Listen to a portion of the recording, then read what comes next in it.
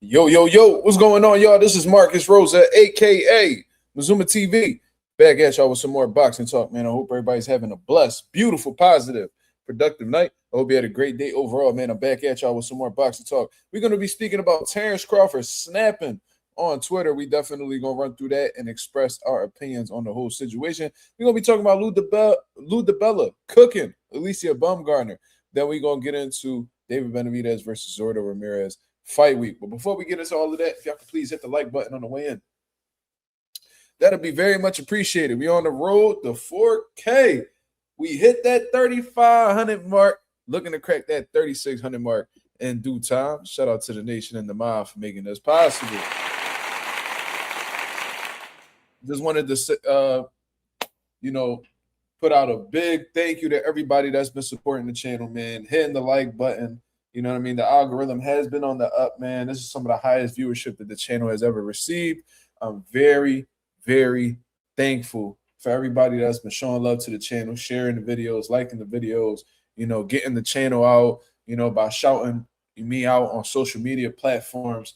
You know what I'm saying? We officially hit that 3,500 mark. Earlier today while I was at work, I was talking to one of my colleagues about the channel and how I'm about to hit 3,500. And then when I checked, I was already at 3,500. I was like, damn, that was crazy. So the channel's going up, man. It's blowing up. I love it. It's a testament to all of the consistency, all of the hard work, the long nights, the hours and hours of conversations. You know what I'm saying? I'm highly appreciative of everybody that played a part in contributing to the channel's growth, man. Thank you very much. Also wanted to put out there that my book, my children's book, is cleared by Amazon and will be getting published on May 13th. Absolutely. Micah finds his words. This is about a kid and his father. Obviously, that'll be Micah and myself.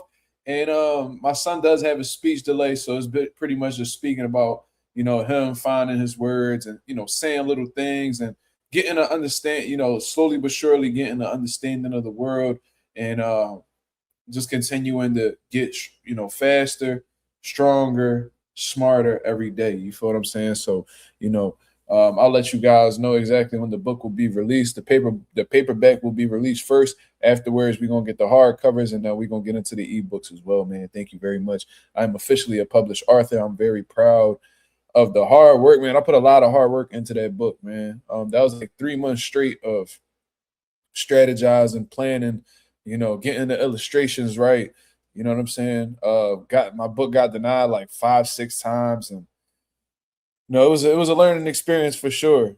But now that I know how to go about it, I'm looking to put out a series for my son. So, for anybody that has kids, you know what I'm saying? If your kid has a speech delay, whatever the case is, take a look at that book, man. Take a look at that book. You feel what I'm saying? You might resonate with it very well. Because you understand what that comes with. You feel what I'm saying? But shout out to everybody that's in the comments thus far. Shout out to For You. Look at this comment, yo.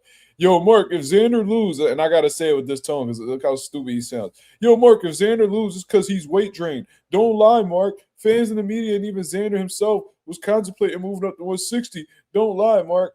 Man, yo, listen, I got 3 words for you, cuz. I'm going to keep it real. Shut up, bitch.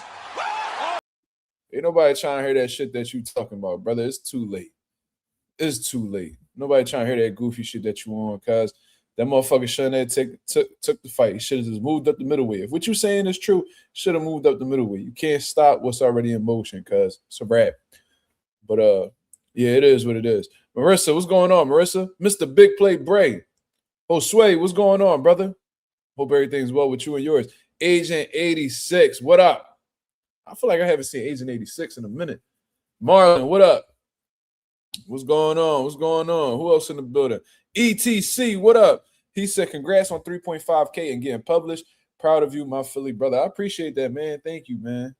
I got a lot of shit going on. I don't know if y'all could tell, but I feel like I'll be doing a million things at once, but I just love trying new things. I love, accomplishing new things. You know what I'm saying? My passion, obviously, is boxing. You know what I'm saying? But I am also very big on fatherhood. I'm just as big. I'm probably more.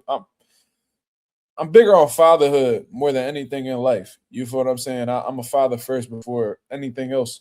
You feel what I'm saying? So it just propelled me to, put out something. I just want to be big on, showing my son that I love him and that, you know what I mean, that he is loved. Because, there's a lot of kids, unfortunately, out here that don't feel that. And shit, I feel like my heart big enough to love, all of the babies out here. You feel what I mean? But, I have a son. And my main mission is when he's older, let's say when he's my age, 28 years old, whatever the case is, he could look back and be like, damn, like my father really loved me, man. He wrote a book for me, man. He made a YouTube channel. I got a private YouTube channel with all these different videos. And when he gets to certain stages in his life, I'll send the videos over to him. Or I could just send him the whole channel and he could just look through each one by one. Yeah, I got, bank accounts. So, I don't got to get into too much, but, my son is definitely loved. You feel what I'm saying? So that's how I want to go out. Before I leave this earth, I want my son to know that I love him. You feel me? So that's basically what it is. They said, Micah, the truth. That boy uploaded a video yesterday of me and then did a voiceover over it. Man, you can't make this shit up, bro.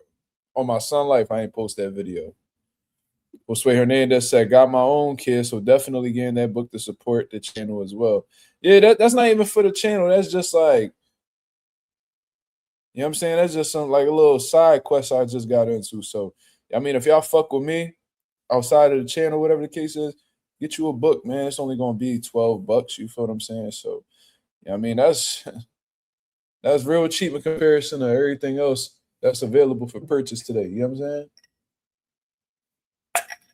But anyways, man, let's get into this boxing talk, man. I was scrolling through social media trying to figure out exactly what my topics were going to be, what I was going to be, touching on, pause, and all that good shit.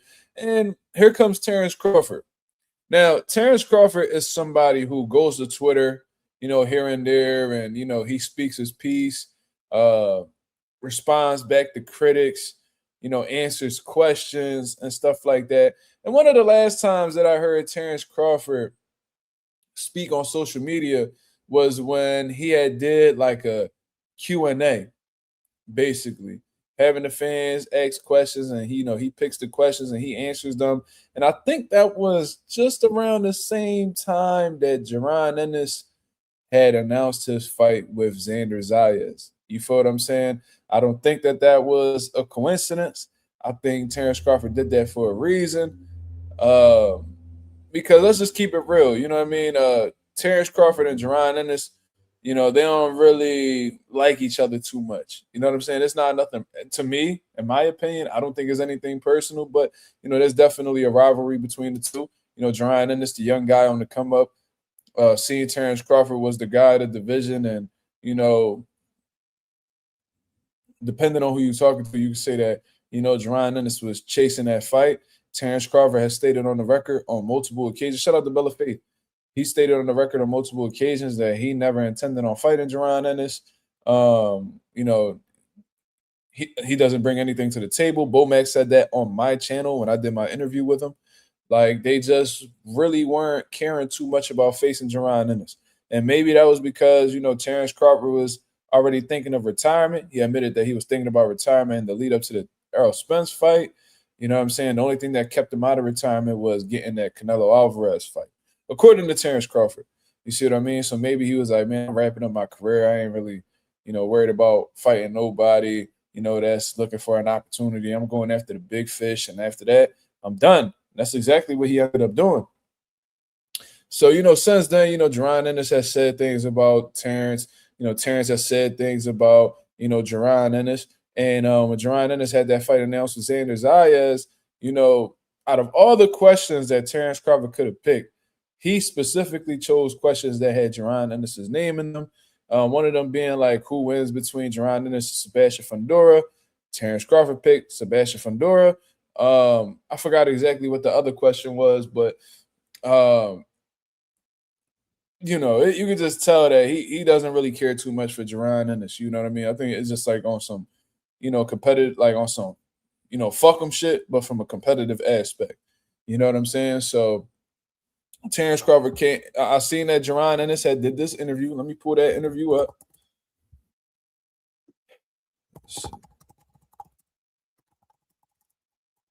Pull this up for y'all. This is what got Terence Crawford in his bag today.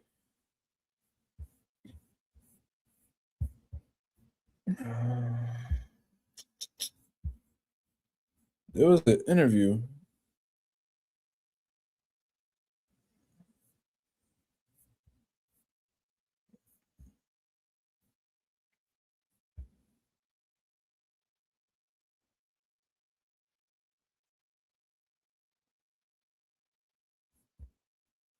I'm trying to find that interview where Boots said.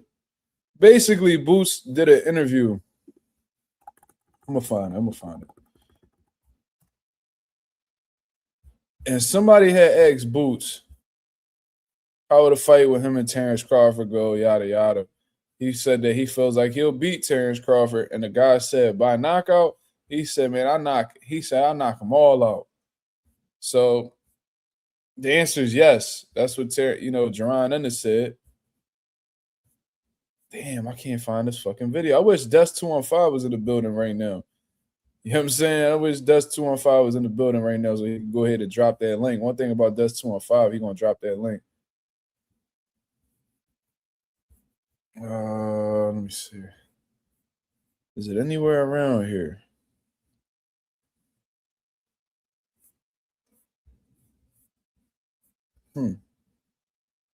What? There you go. Found it.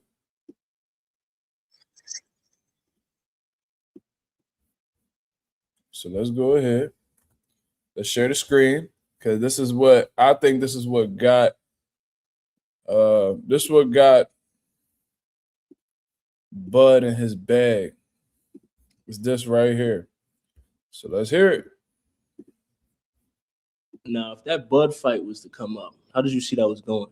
What you mean? Result-wise. Me, victorious. Victorious? Yes. Are you stopping him? I'm stopping anybody. You stop everybody. For sure. All right. I like that. Yeah. I like that. That's what you're supposed to say. Ain't what I'm supposed to say. It's what I know. I'm like that. And everybody know me that's around me. Like with the higher the occasion is, the higher the event is, the stakes, they know how I get. I start tweaking. I get nasty. Now, if that Bud fight was to come up. That ending was fucking crazy, Booz. I started tweaking. I get nasty. Yo, Booz got chill. He wilding. But I start tweaking. I get nasty. Like, what, nigga?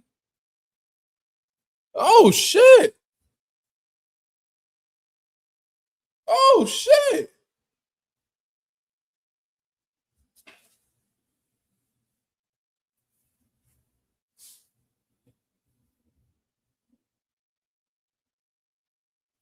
Tim Bradley? Tim Desert Storm Bradley. Wow.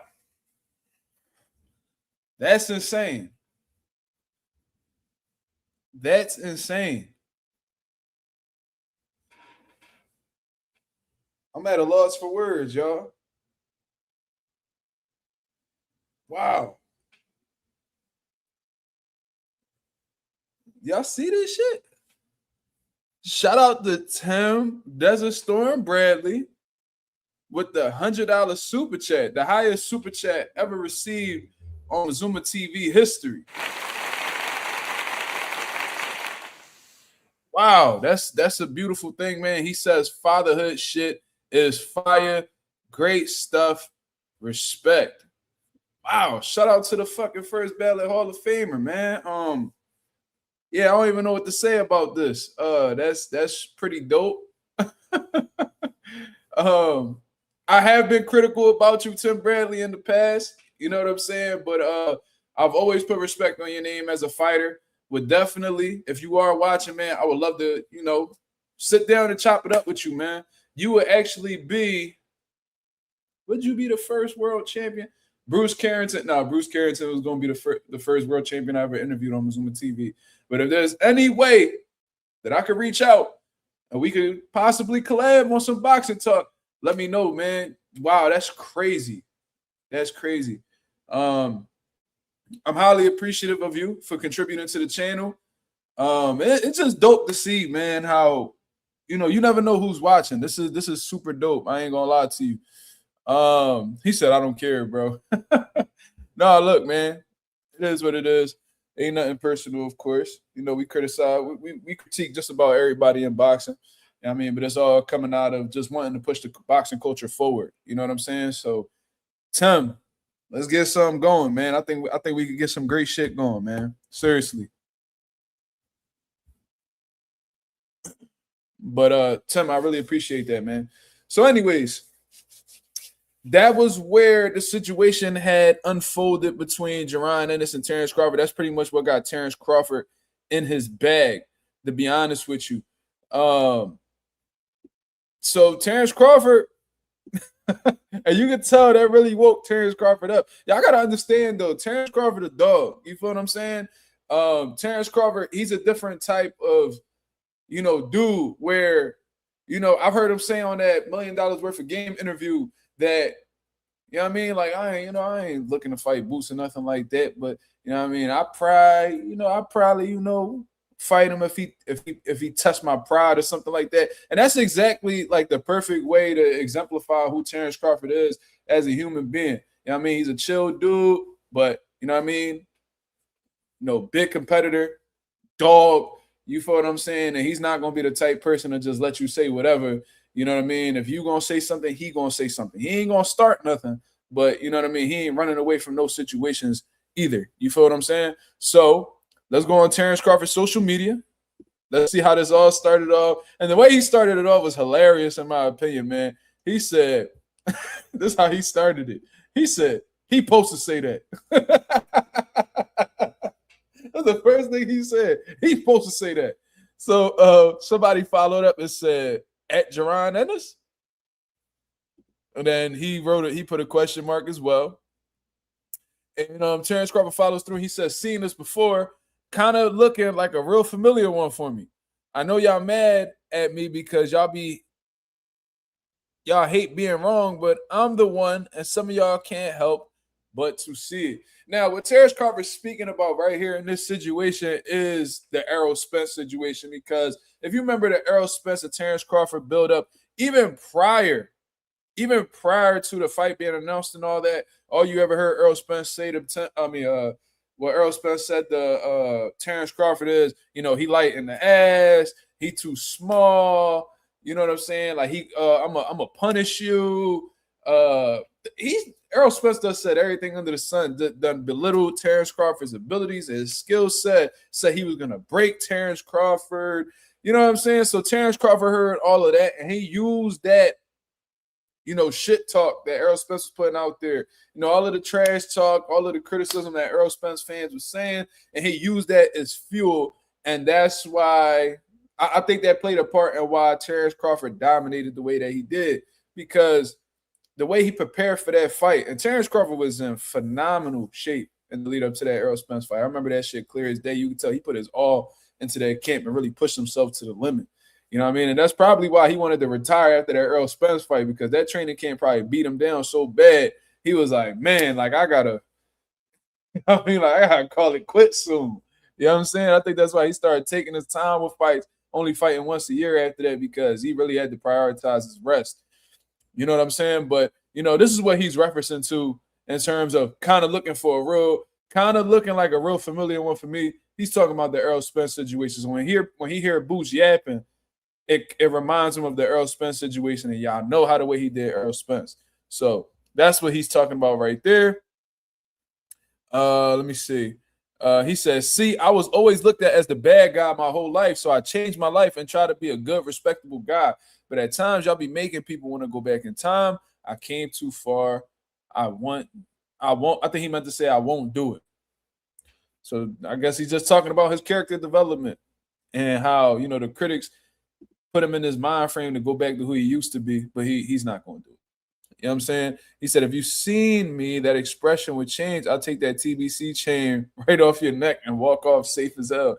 Bro, Why is y'all talking to Terence Crawford like this? Like, what's wrong with y'all? Y'all know y'all would not say that to that man.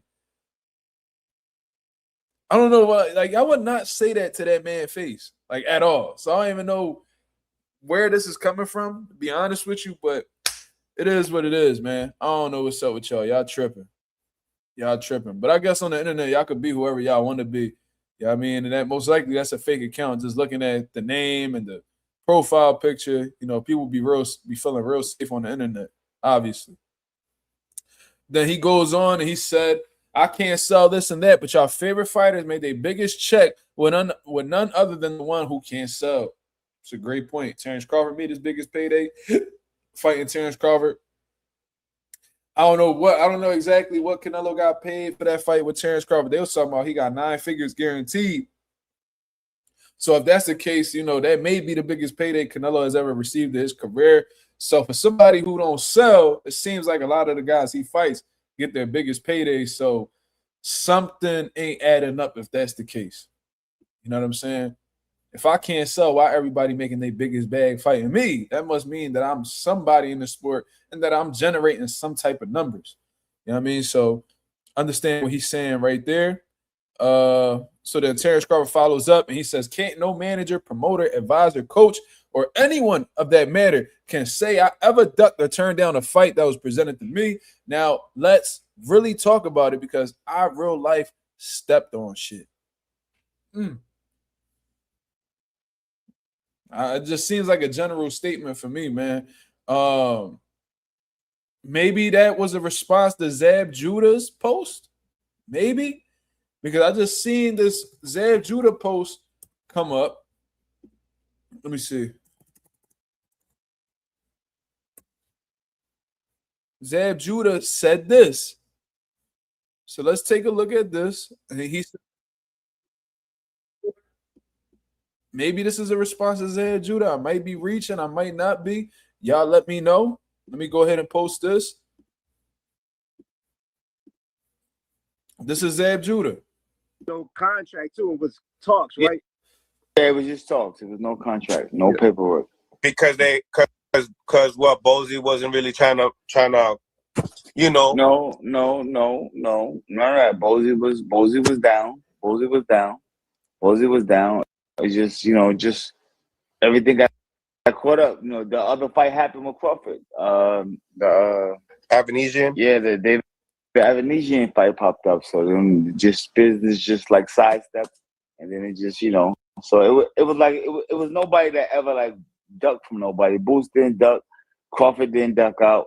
You know, everybody was willing. You know, at the time we were representing Crawford, so we was stepping up for Crawford and Boots at the time, because I remember myself having a conversation. They was interested. They was like, "Yeah, what's up? Let's talk." But you know, other business came up, so we had to move on. Other business came up, so we had to move on. So, you know, there's going to be critics in the building that's going to turn that into, oh, Terence Crawford, he decided to fight somebody else. He ducked Jerron Ennis, blah, blah, blah. So maybe this is Terence Crawford's response to that and what other people had said before. You know what I'm saying? You know, prior to that video coming out. Like I said, I'm going to reiterate this tweet that he put out. Can't no manager, promoter, advisor, coach, or anyone of that matter can ever say I ducked or turned down a fight that was presented to me. Now, let's really talk about it because I real life stepped on shit. Okay, let's talk about it, bud. Now, somebody said something along the lines of, Bud, Ennis lived off your name and didn't want the smoke, and you tried to keep it humble. Can't lie. That's one fight. They have to put up $200-300 for you to smoke him. He says, how, when he can't even tie my shoes? I guess he's saying, like, you know what I mean, like, how can he live off of my name when he can't even tie my shoes? So, of course, he's talking about accolades, and Terence Crawford got some of the best accolades in the sport of boxing. You feel what I'm saying? 3-time undisputed, all of that good shit. You know what I'm saying? So, you know, yeah, at this point in time, Boots can't tie Bud's shoes from an accomplishment standpoint, from an accolade standpoint. You know, you can't really dispute that. You feel what I'm saying? So let's move on. He says, them belts don't matter. He said, I know it don't. Only to the one who have them all. I guess you're saying it matters to me because I had them all. Okay. Somebody with a literally say burner account. Put that O up. I got whatever on boots. Terence Crawford said, that's not a lot. That's funny as shit. Brokey. That's funny to the motherfucker. I ain't gonna lie. Chill out, Brokey. You ran into that one. Bud countering niggas on the internet too. Let's go, champ. What the hell is going on? What the hell?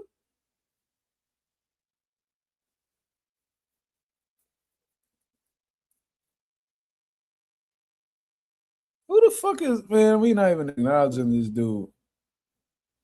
I don't even know what he got to be trolling. I don't know what the fuck he talking about.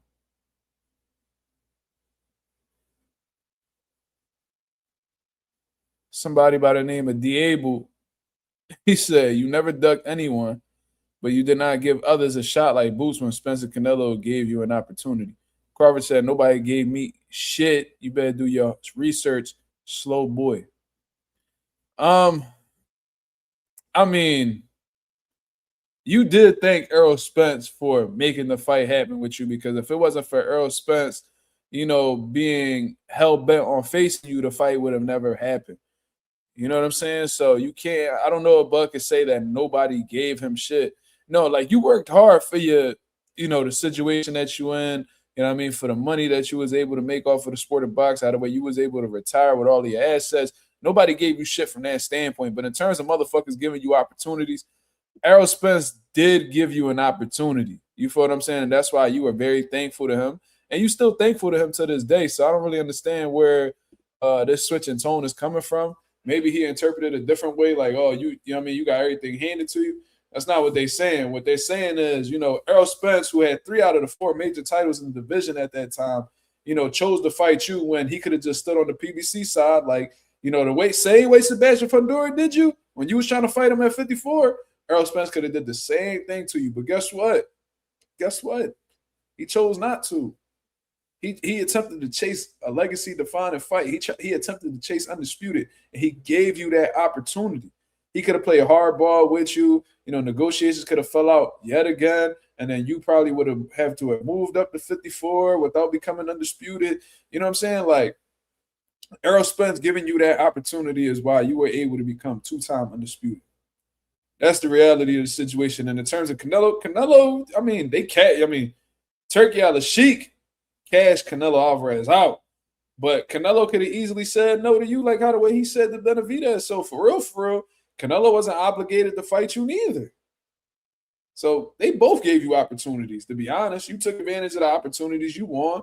You dominated. You beat both of them boys up. It is what it is. We can't deny that. And Terence Crawford became one of the greatest of this generation just based off of those 2 fights. But to say that nobody gave you shit, they kind of did. Nobody's back was against the wall to fight you. They chose to fight you. And that's just the reality of the situation. Let me see. What else? See what else Bud talking about. These people want you to get upset, champ. Don't let them do it. Enjoy your retirement and don't pay any of these guys any money. He said, I'm not upset at all. All right. So he just talking. He just talking his talk.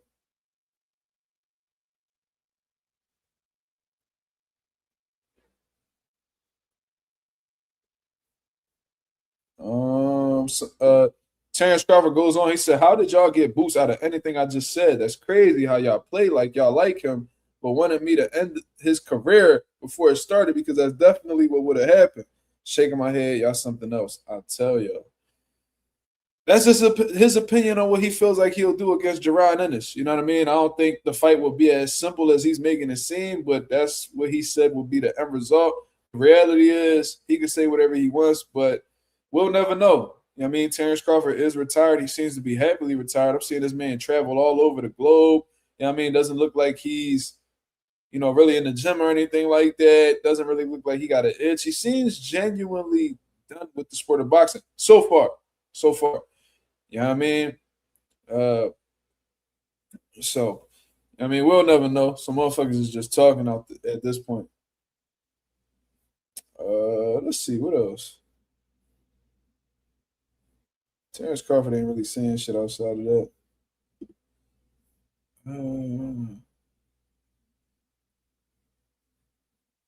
Somebody by the name of Moose said it drives Bud crazy that people won't give him credit because deep down he knows he timed everything perfectly to get those 2 undisputed titles. Now that I don't understand. Motherfuckers just be saying whatever to try to shit on somebody. And I only ever see this being done to black fighters, to be honest with you. But how could Bud have timed both of those fights perfectly? Like how? You know, he was chasing Errol Spence for years.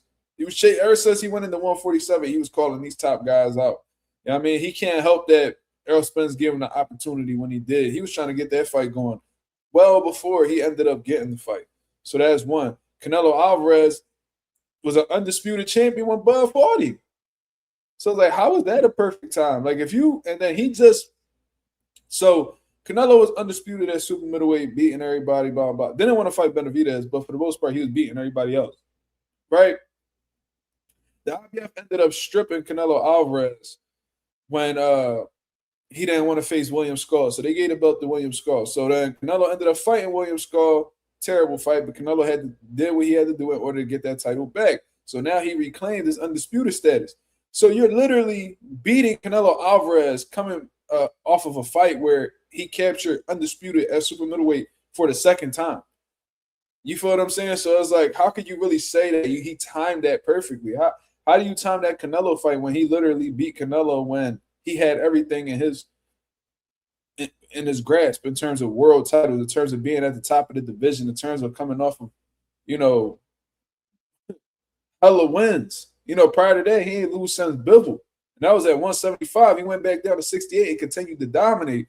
So these dudes just be talking, man. I don't really be understanding these dudes.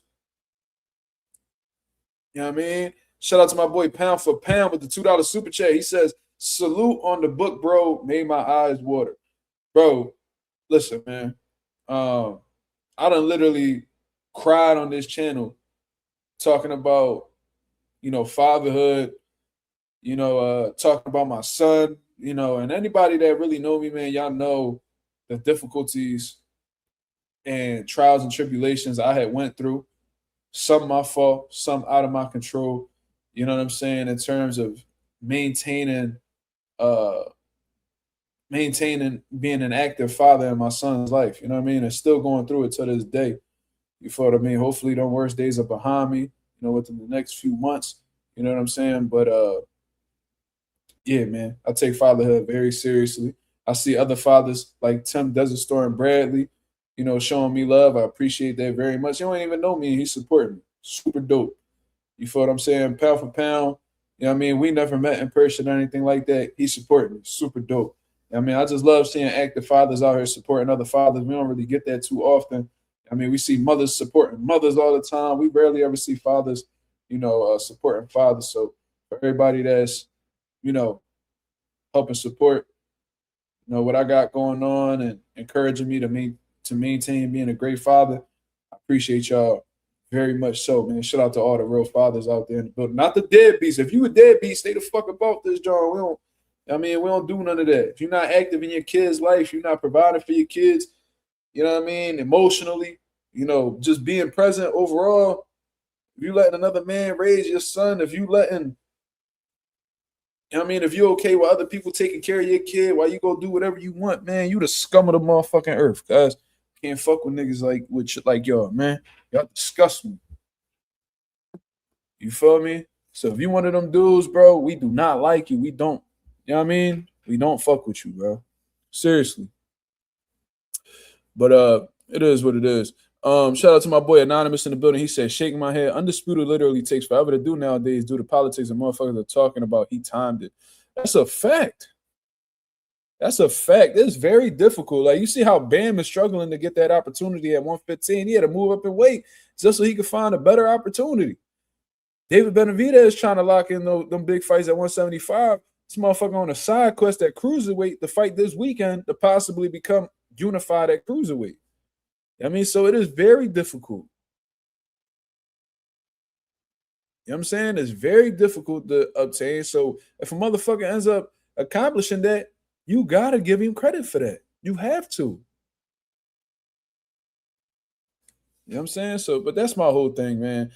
Terence Crawford didn't really say too much out of that, but you could tell, I guess from what Terence, Jerron Ennis said on social media in terms of him feeling like he'll knock out Terence Crawford, that really got up under his skin. The competitive, that mean streak is still there for Terence Crawford. Obviously, his competitive edge is still there, and his confidence is still there. You know what I mean? His fighting spirit is still there. That's what I noticed out of, everything that was said. Terence Crawford had some little jokes in there as well. Definitely was entertaining.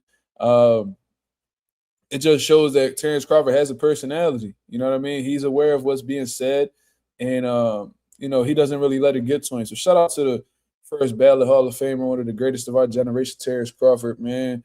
You know what I mean? I hope you continue to enjoy retirement. And I mean, it's cool to entertain the trolls here and there. It's funny. But I mean, don't let them get to your noggin too much, man. You had a hell of a career. If you feel like, nobody else is worth fighting, I mean, you have every right, especially considering what you've done, to not come back to the sport. You know what I'm saying? So shout out to the boy Terence Bud Crawford. Now, I wanted to get on, and if Tim Bradley's still in the building, man, I don't really like your Alicia Baumgardner takes, brother. I ain't gonna lie to you, man. Not that you care, obviously. But, man, yo, Tim, I'm going to tell you something, man. If you got to bring up Alicia Baumgardner looks to really get an assessment for her, to, assess her as a fighter, we're assessing Alicia Baumgardner as a fighter. If you got to bring up her looks, what does that really say about her as a fighter? You feel what I'm saying? Now, I've been highly critical of Alicia Baumgardner being a performance and, using performance enhancement drugs and stuff like that and, things of that nature. So Lou DiBella has something to say about Alicia Baumgardner. And I want you guys to hear it. Hold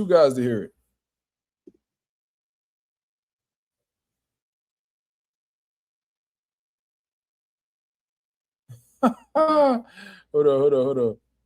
She fine with skills. I mean, she definitely got skills, but we ain't never say that. But I mean, if you got to bring up somebody looks, it's kind of like what these weirdos be doing with Ryan.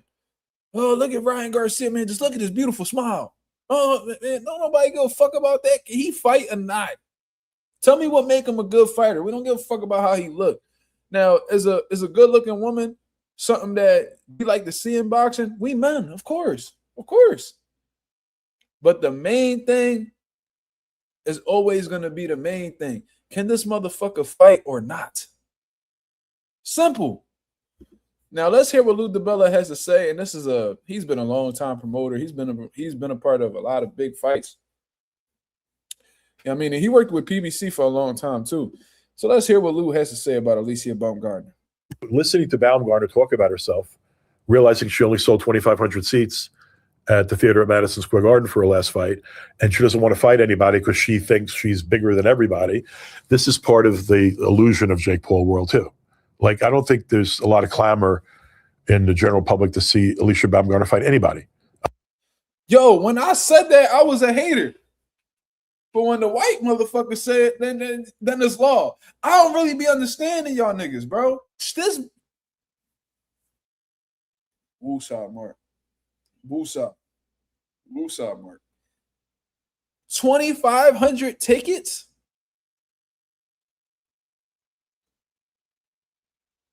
That's how I know y'all don't rock with Alicia Baumgardner for real. Y'all just want to see Shorty shake her ass. Y'all want to see this bitch on a boat in a bathing suit. Y'all don't really fuck with Alicia how y'all claim y'all do, brother. There's no way, because for all the motherfuckers that be liking and commenting on her pictures and be posting her all over the internet, for her to only sell 2,500 tickets, y'all don't give a fuck that she rumble. Y'all just like how the way she look. Oh my God. 2,500 tickets. I know niggas in Philly. I know some people in Philly right now who nobody even knows that sell more tickets than her. That put more ass in seats than her. And these motherfuckers don't even be undefeated, none of that. I know motherfuckers who sell 2,500 tickets. Hell yeah. There's this white boy. I ain't gonna say his name. There's this white boy in Philly. He Italian. He sell more tickets than Alycia Baumgardner. It's like, and that's who is claiming to be a star and that she's on this level, and Caroline Dubois is down here. I would love to know how much Caroline Dubois sold in tickets in the UK. Something just tells me it's more than 2,500. Something tells me that the UK with Caroline Dubois, she got more support over there than Alycia has over here. Something just tells me that. Something just tells me that. But anyways, let's continue. 2,500 tickets sold is ass. Ass. Holy shit. And you with Jake Paul, so you think you this big ass star because you with Jake Paul. Man, knock it the fuck off, bro. You not just because you signed with Jake Paul don't mean you a star. You got proper representation. You got a great promoter. Yes. For women's boxing. Yes. You with the hottest promoter in female boxing right now. But don't get it fucked up. You still got some work to do. You and Caroline Dubois ain't too far off. The only difference between you and Caroline Dubois, for real, is that you got 2 more belts than her. That's it. She a unified champion. You an undisputed champion. That's the only fucking difference. Seriously. I don't think if you walk down the street or you talk to a combat sports fan, the first thing out of their mouth is, I need to see Alicia Baumgardner fight someone, right? And I'll say this.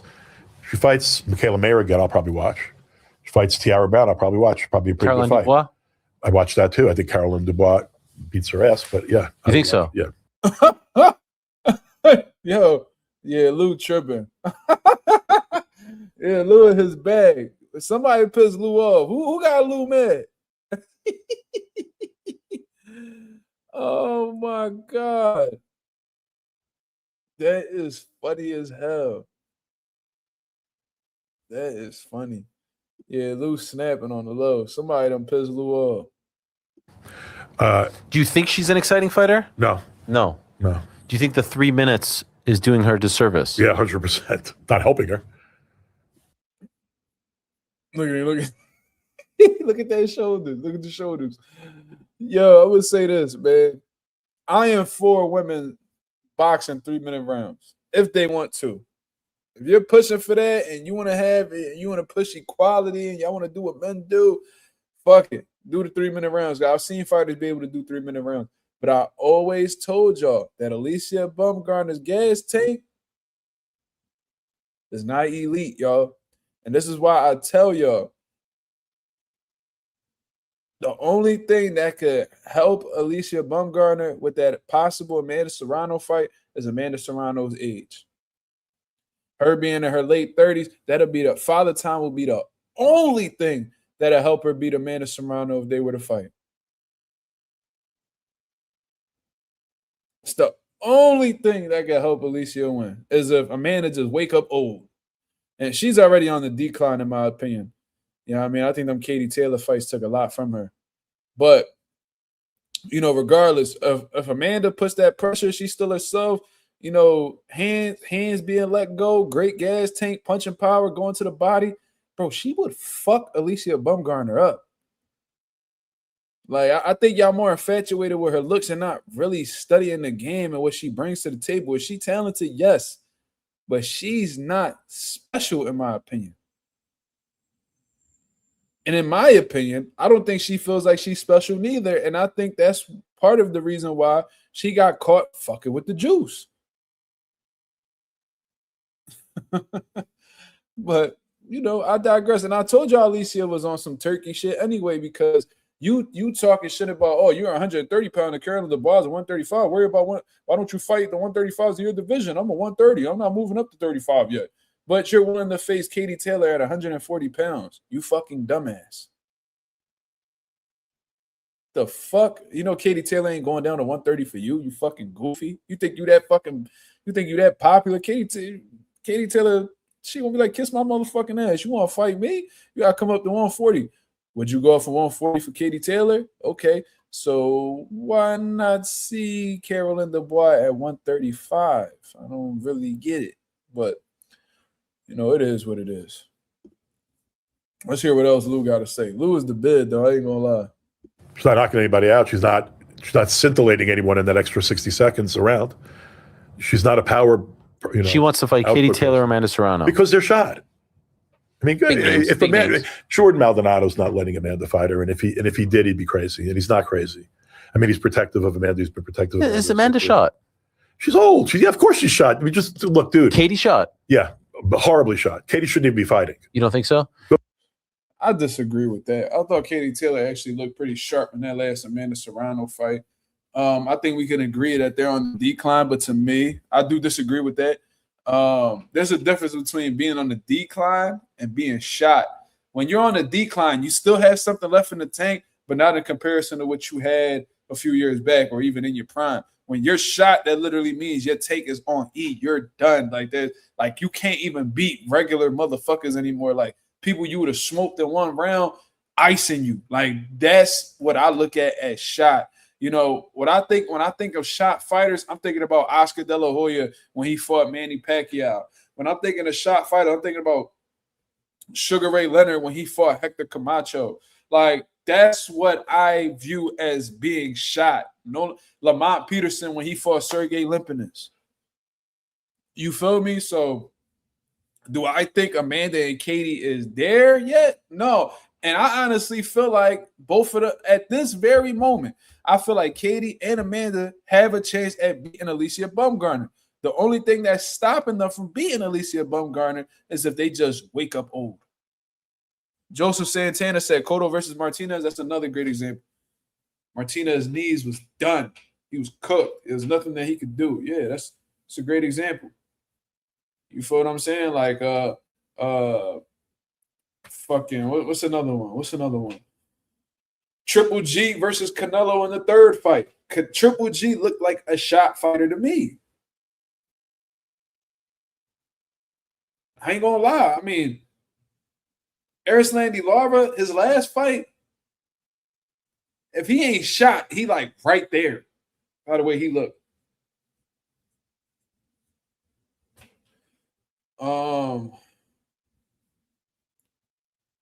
It's a few. I mean, Roy Jones, when he fought like Enzo Macronelli, that's a shot fighter, unfortunately. Hated to see that one. That was a tough pill to swallow. Tito Trinidad, when he fought Roy Jones, that was a shot fighter to me. Even though Tito was winning rounds, just he ain't having no more. There wasn't the right division. His best days was behind him. That type of shit. You feel me? Triple G and Canelo ducked Demetrius Andrade. Definitely didn't want that fight. Tim Tszyu blasted. Danny Garcia last fight. I don't even think Danny Garcia. Nah, bro. He beat the shit out of his last opponent. I don't know if you're referring to the Erislandy Lara fight Danny Garcia had. I just think Lara was too big, too strong for him. Danny still got something left, but like I don't think he's there mentally. It's a difference. Like when you shot, that means your body can no longer give. Wilder, yeah, that's how he looked with Julie Zhang and shit like that. And I feel like Wilder's at this point where he doesn't want to come to grips with that situation.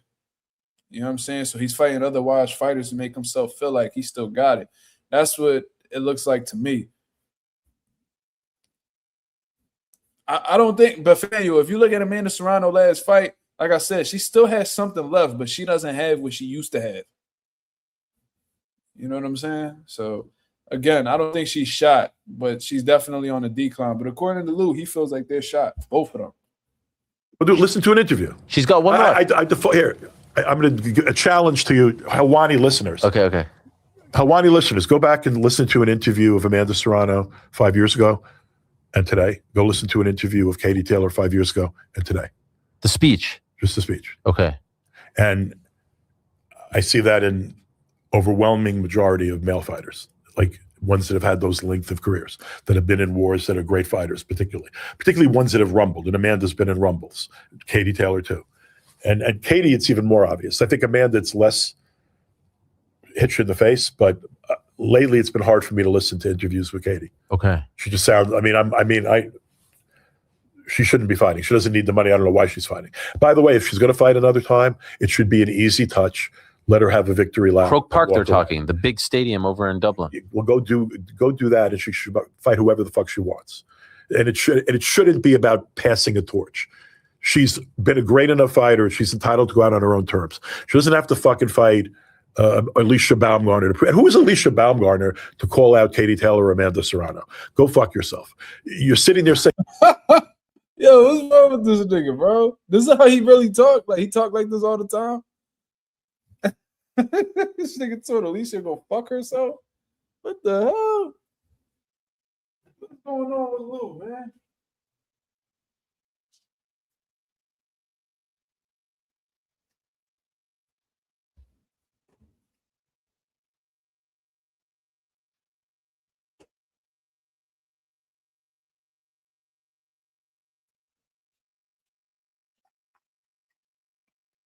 That's the bid.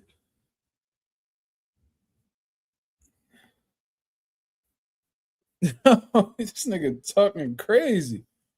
Baumgardner to call out Katie Taylor or Amanda Serrano. Go fuck yourself. You're sitting there saying you don't want to fight Michaela. By the way, she ended a career of a woman named Christina Litardenu that I promoted.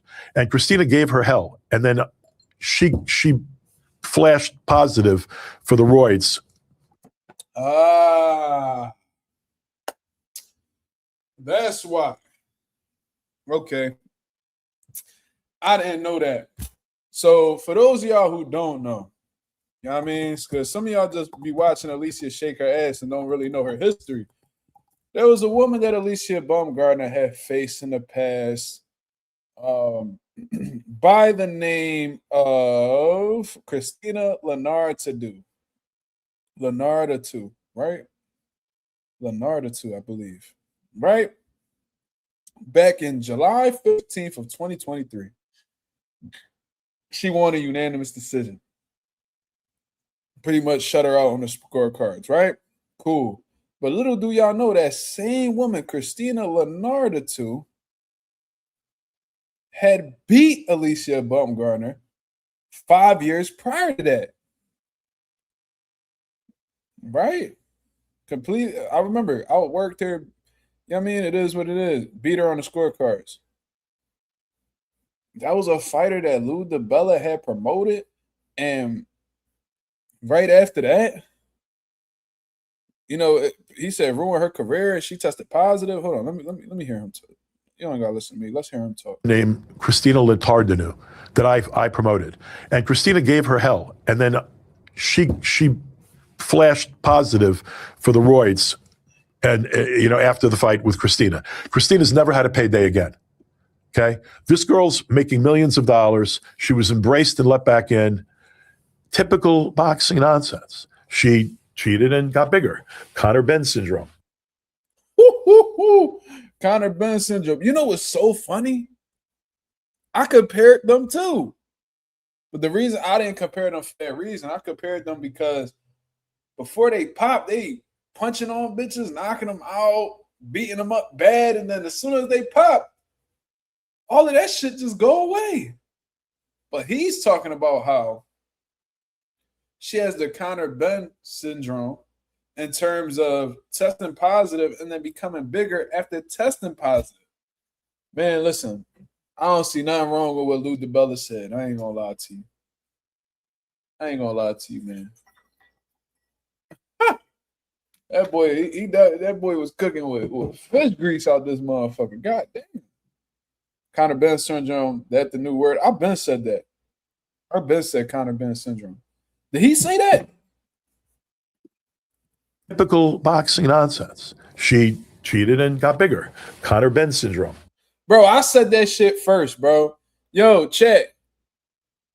Y'all remember that shit? I said that Conor Ben syndrome shit first. Come on, man.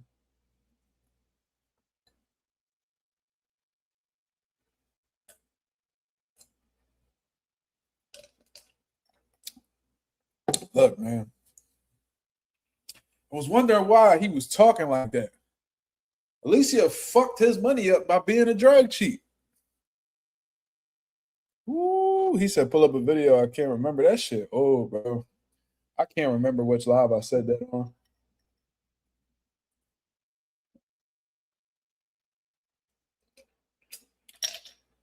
Nigga, I said selective smoke disorder. I be seeing people on Twitter saying that shit. Oh, you got selective smoke. You got selective smoke. Man, I've been saying that shit. There's a few things I said on here that I'll be seeing people say on different platforms now, and I'm like, did he say this? I swear I said this first, but it is what it is. Lou on 6ix9ine shit. I stole that shit. Oh man, if anybody stole, it was Alicia Baumgardner stole them motherfucking paydays. Crazy. Joe Quinn, what up? Joe Quinn, shout out, salute, brother. But anyways, man, shit. Lou DiBella was definitely cooking. I ain't gonna lie, that kind of makes me want to watch the full interview. So I think I'm gonna go check that out right after this. Actually, I'm off tomorrow, so I'm chilling. I don't really gotta be rushing this live or nothing like that. You feel what I'm saying? But nah,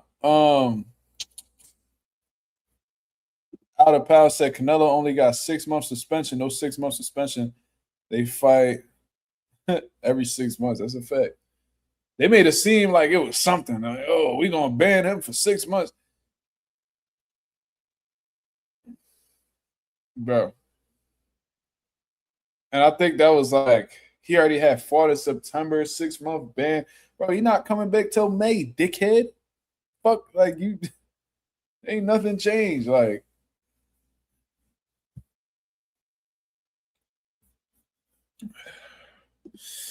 Silks Bando said, Mark, you saw AB have someone cut his beard off for 1K because he needs the money. Oh man, listen, man. I was just on the phone with one of my homies and we spoke about AB for like 30 minutes, bro. And man, yo, listen, man. I know we be having our fun, we be talking shit, we be bidding on here, all that good stuff, man. But listen, bro. Y'all put some prayers up for AB, man. This is the worst I've ever seen AB. To be honest with you, this is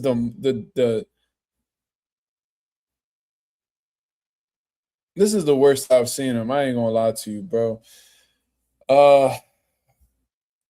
This is the biggest I've ever seen his stomach look. Every day he's drinking. Every day, man. And he has some deep trauma. He has some serious battles that he's facing, and I don't know exactly what it is. I'm not a psychologist. I never claimed to be. I'm not the smartest individual. But one thing I can say is that AB is really dealing with a lot of pain. He's dealing with a lot of pain.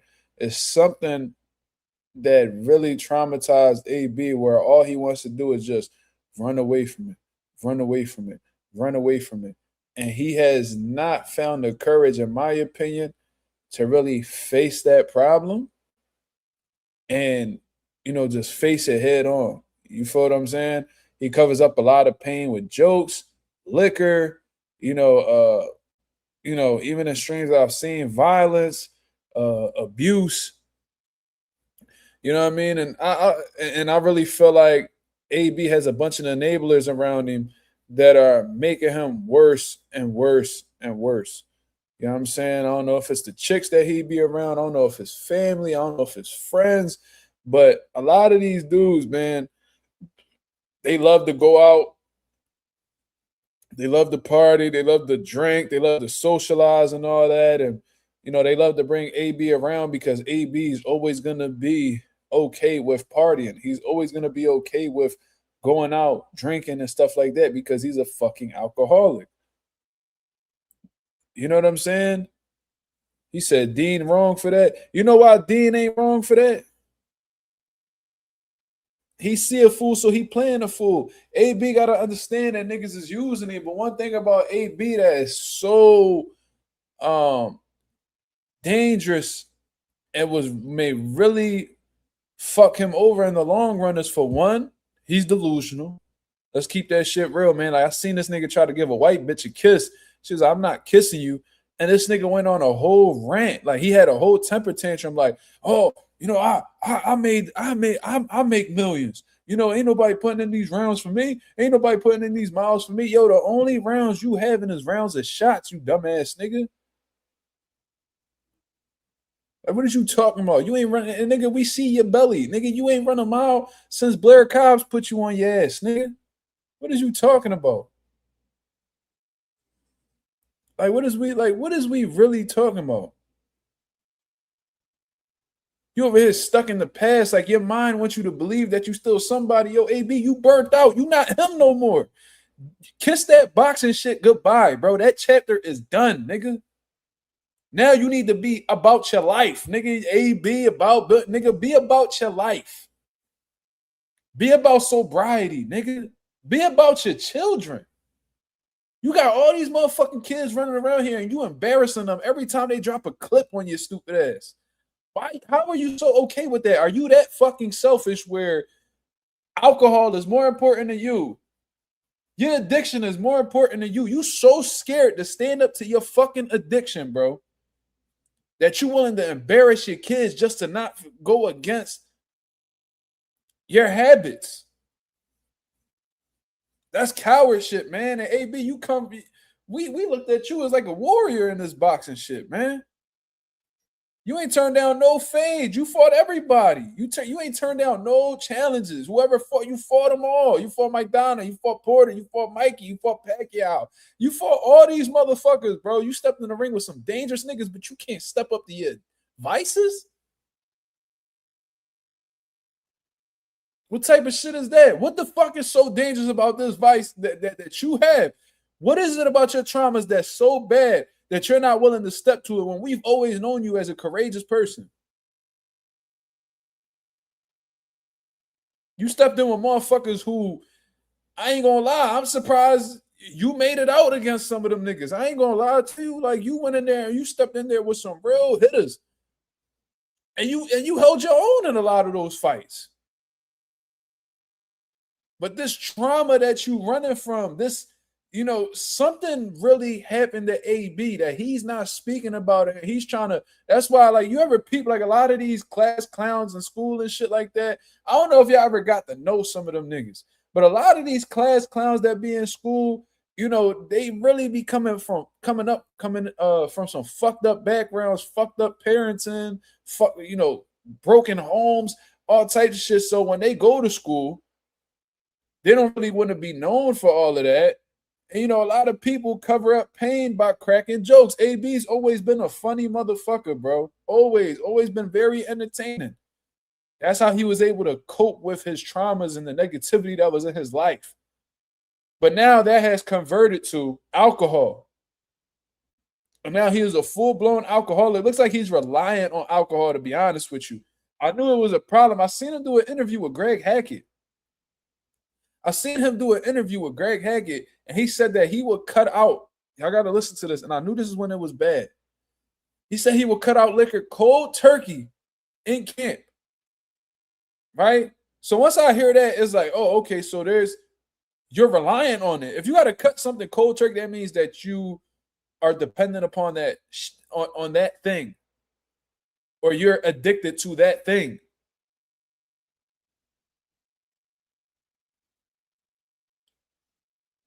Right?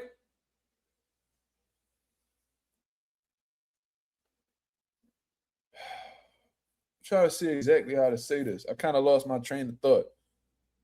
But I got caught up in Silk's Bando's comment. What the fuck was I saying? What the fuck did I just say?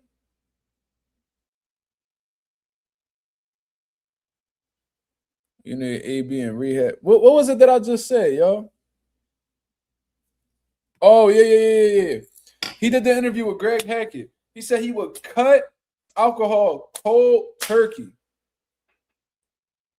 And he said that he would have the shakes for 2 weeks.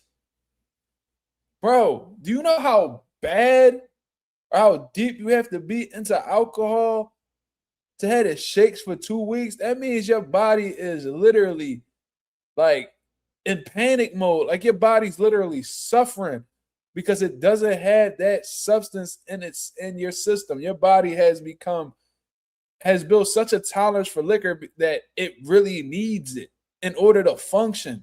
Your body has grown to a point where it needs it in order to feel normal. Like, that's fucking insane. You no different than a crackhead. I'm gonna keep it real. Like, y'all feel the same shit. Withdrawal. There's no reason why you're drinking so much liquor that you end up experiencing withdrawal when you stop drinking it. So I didn't even want to talk about AB, to be real, because I done spoke about this many times. I've always told y'all to send y'all prayers off for AB, but it looks like it's getting worse each and every time. But what's really hurting AB more than anything is his delusion, for one, because he be drunk as hell, can't even talk straight, and then he'll tell you dead in your face that he not drunk. That's one. Then two, the nigga got too much pride to admit that he has an issue. He's too prideful he got his ego too big to admit that he's in a fucked up situation and that he needs help. He always want to play like he all right, when deep down that man is suffering. He's suffering. And these motherfuckers like Dean the Great, got putting his camera in his face and having him act like a motherfucking fool. Yo, Dean the Great, AB, Dean the Great don't give a fuck about you, nigga. If you asking for money, it's probably because he ain't giving you none, nigga. And if he ain't giving you none, you literally getting this nigga paid by acting like a fool, and he ain't cutting you no check. Niggas just told me in the chat that he gave you $1,000 to cut your beard. Who gave AB $1,000 to cut his beard? So what you like? You like them niggas on Jackass that just perform stunts for a couple dollars? You need to go put AB on bullfights or some shit. Remember Rufus and Bling Bling and all them niggas? That's what you acting like. Oh, if you do this, I'll give you a crack rock. Or if you fight this other bum, we give you an ounce of coke. Nigga, you ain't doing no different than them. And I'm gonna tell you exactly what's gonna happen. I'm gonna tell you exactly what's gonna happen because I got an idea for who Dean the Great is already. That little nigga's he's a very insecure, hot-headed, crash out type of individual who too tough for his own good. So, based off of my experience and what happens to them type of niggas, it never usually ends well. Dean the Great also deals with some issues, and eventually the right motherfucker gonna get with him. It ain't gonna be somebody who gonna punch him. It ain't gonna be anybody that slap him. It's gonna be somebody who put some hot shit on that nigga.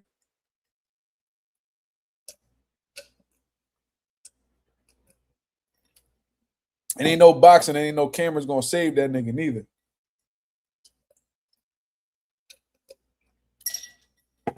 But what's gonna happen is, because they've already had a shit ton of confrontations, Dean been holding back. But one thing about Dean, that motherfucker got a breaking limit. So a breaking point. AB and Dean are going to end up rumbling. And AB be too drunk to hold his hands with anybody. Nigga balances all over the place. He can't even see. He can't even stand on his own terms. Like, he can't even, walk in a straight line. You think he going to be able to take a punch from somebody when he's as stupid drunk as he is?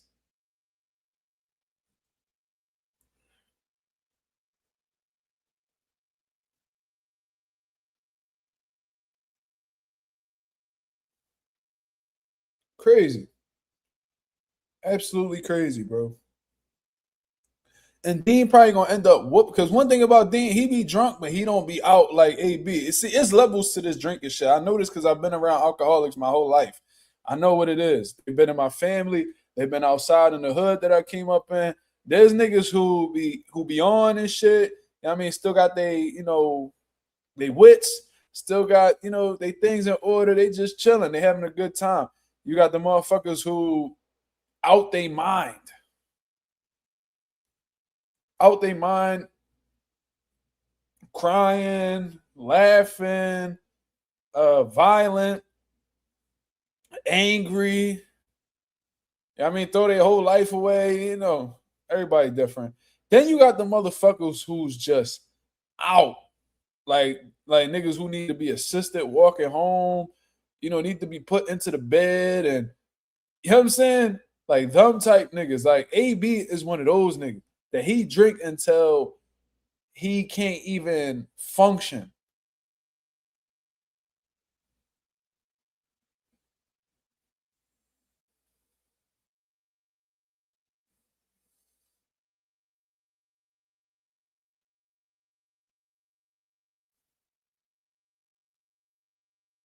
Yeah, AB's a drunk that's out. Yeah. And then he gonna get in Dean's face. Dean gonna snap. And just like he did with that one boy, he gonna punch AB all in his shit. Cause you would tell he don't really fuck with AB like that. Yeah, I mean, he just bringing AB on because AB be doing, you know, he be running his mouth. You know what I mean? Like he's one of those niggas who's gonna get your views on them on that streaming platform. And AB at the point where he willing to chill with everybody as long as he could get a drink. Did y'all remember that video that he put out where he came up to the one boy? He's like, "Yo, what you got for me, man?" He's like, "Oh man, we ain't got nothing, man." He said, "Oh, we'll go get something and then come talk to me." He wasn't even asking. That's how you know that shit bad. AB wasn't even asking for money. Nigga was straight asking boy for liquor. He said, "I might have some, you know, might have some liquor in the car." He's like, "Oh, we'll go get that and come back and talk to me." What? The nigga ain't even know what liquor it was. He just wanted liquor. That's how you know it's bad. Because usually homeless niggas ask for money. AB talking about fuck the money. Get me the liquor. Putting the liquor over the dollars? Insane. Yeah, Silks, I remember when he got kicked out of Cam and May's show, embarrassed himself. They told that nigga before they started recording, "Yo, bro, you gotta chill. This, and that. You know, she got a boyfriend, blah, blah, the boyfriend right here." What AB do? Disrespectful. Disrespect. He got kicked out. Cam was like, "I'm gonna pay you for your time. You gotta get the fuck out." Got him up out of there. AB said, "Where the drink at?" Yeah. It's bad, bro. Now, somebody has said something about, let me see. Out of Power said, "Have you seen Ricardo Mayorga videos? He's on drugs and homeless, doing bad. Man, shout out to El Matador, man. Shout out to Ricardo Mayorga. I've seen that as well. I heard that he had lost all his money. You know what I mean? Which is why, you know, he said Don King took a lot of money from him and shit like that. But most likely, he was irresponsible with his bread, just like a lot of people. Probably started messing with the drugs, the alcohol, the party, and all caught up to him. But, you know, it's sad, bro, because Ricardo Mayorga was a part of some big fights in boxing, made a lot of money. Hopefully, the WBC Foundation, you know, could help Ricardo Mayorga out. You know, as much as they charge with sanctioning fees and how much they give back to retired fighters, hopefully,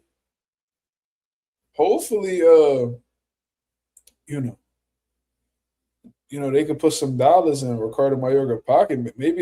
Hopefully they could put some money together and put Ricardo Mayorga in a rehab. I mean, then y'all could bring him out for like WBC events and compensate him for his time. You know what I mean? Maybe, yeah, I mean, y'all got the resources, y'all got the money to turn these fighters' lives around. I'm pretty sure there are fighters out here not doing so well that would accept some help. Who's worse, Chavez Jr. off the coke or AB off the honey? AB off the liquor is the worst shit that I've seen so far. I ain't gonna lie to you. You know what I mean? In terms of like, you know, fighters today. It's sad seeing AB go through this, but the only one that can help AB is himself, man. And you know that he needs an intervention, man. He needs to be sat in the room with all of his kids, all of his baby moms, people, you know, his family, his mother, his father. I wonder what his father think. His father, the one that was in his corner when he was winning fights and brushing AB's hair. You know what I'm saying? I wonder what he's doing right now. I wonder if he's trying to, get to his son. I wonder what's going on with that. Because I don't ever see AB father around unless he in a boxing ring. So I wonder what's up with him. I wonder what that situation is. Maybe they got a relationship, maybe they don't. I don't know. But yeah, that's definitely a good question. Where that man father at? I don't give a fuck how old a motherfucker is. Everybody need their dad. I know I do.